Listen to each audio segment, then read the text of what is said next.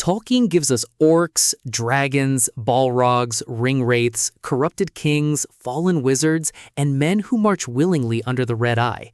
But tucked into the corners of Middle-earth is a stranger possibility: dwarves who were not noble smiths, loyal companions, or tragic kings, but bitter, dangerous, and sometimes openly aligned with evil. The odd thing is that Tolkien never fully explains them. He gives us hints, names, rumors, and one unforgettable traitor, then lets the whole shadowy subject disappear into the dark under the mountains. So were there evil dwarves in Tolkien's world, or is that phrase already too simple?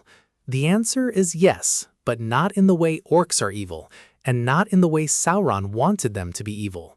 Tolkien's dwarves could fall into greed, vengeance, hatred, murder, betrayal, and service to the enemy. But they were also almost impossible to turn into obedient slaves. That is what makes them so interesting. Their evil was not submission. It was stubbornness, twisted inward until it became a locked door with a knife behind it. The simple answer is that Tolkien does mention wicked dwarves, but he almost never builds a full story around them. They are not a great nation of black-armored dwarves marching out of some underground Mordor. They are scattered cases and half-seen groups: exiles, hoarders, betrayers, ring-bearers, and a few dwarves who apparently chose Sauron's side. That silence matters. Tolkien was very willing to explain elves who fell, men who worshipped darkness, and spirits who became servants of Morgoth. But dwarves occupy a different moral space. They are secretive, resilient, hard to dominate, and often judged from the outside by people who do not understand them. When Tolkien shows a bad dwarf, he rarely says, "Here is an evil species." He says something colder. Here is a person whose injury, greed, and pride have been allowed to harden for too long. That makes the dwarves harder to categorize than most peoples of Middle-earth. They are not pure. They are not easily corrupted. They are not easily forgiven either. The darkest trail begins with the Petty-dwarves. These were not hobbits, goblins, or a different kind of creature.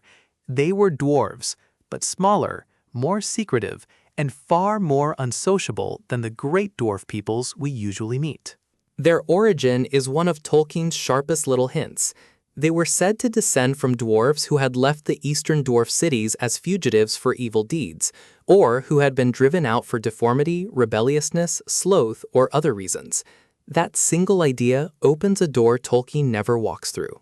Somewhere in the early history of the dwarves, before the familiar Western stories, there were crimes severe enough to create exiles. There were communities willing to cast their own people out.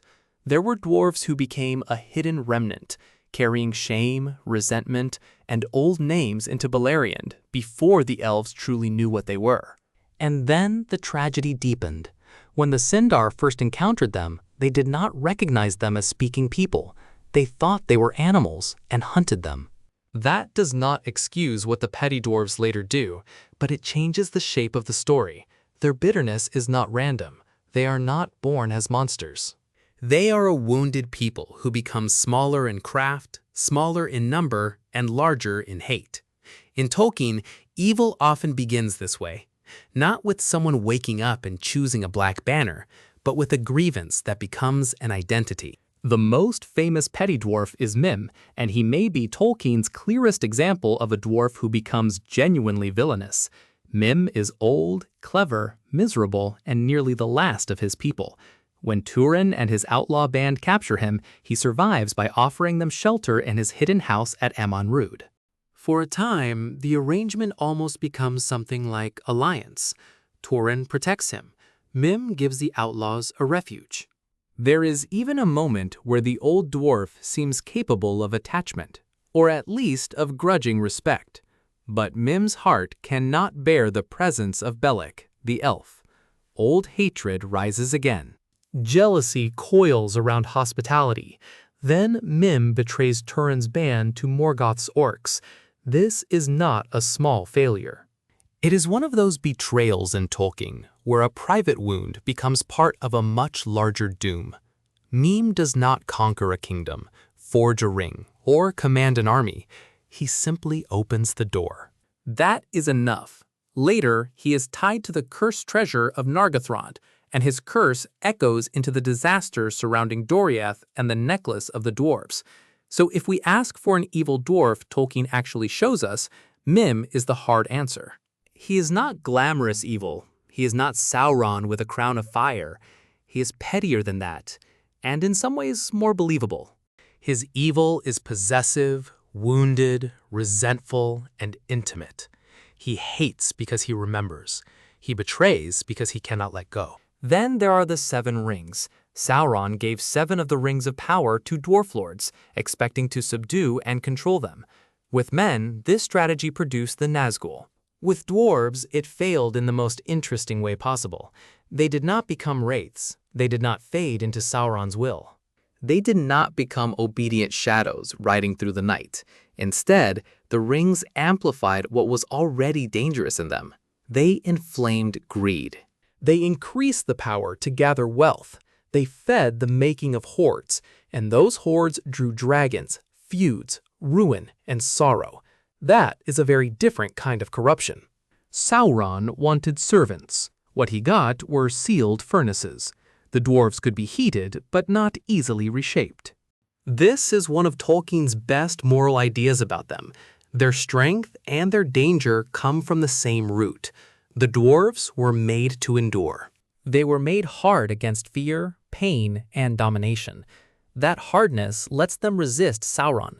It also lets them cling to gold, grudges, oaths, and injuries long after wisdom would have told them to stop.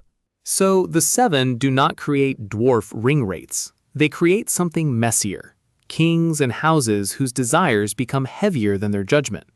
That may be why Tolkien does not give us a neat list of 7 dwarf villains. The horror is not that each ring makes a dark lord in miniature.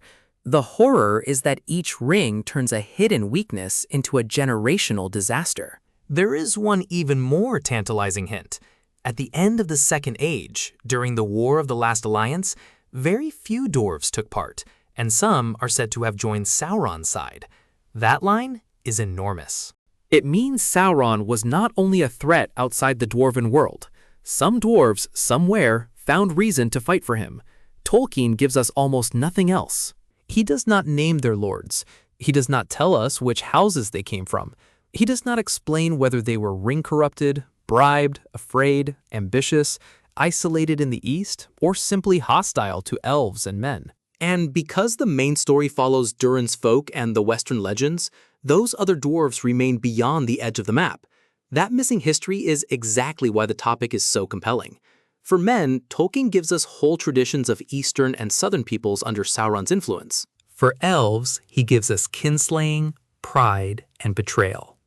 For dwarves, he gives us one sentence and lets it sit there like a sealed mine shaft. My read is that Tolkien did this because he did not want dwarven evil to become simple. If he built a full evil dwarf empire, it would be too easy to turn dwarves into another monster category. Instead, he leaves them morally independent, even when they are wrong. They may serve Sauron, but they are not merely extensions of Sauron. They may become greedy, but they are not greed itself. They may betray, but they still have names, homes, memories, and reasons. That is more uncomfortable than a clean villain faction.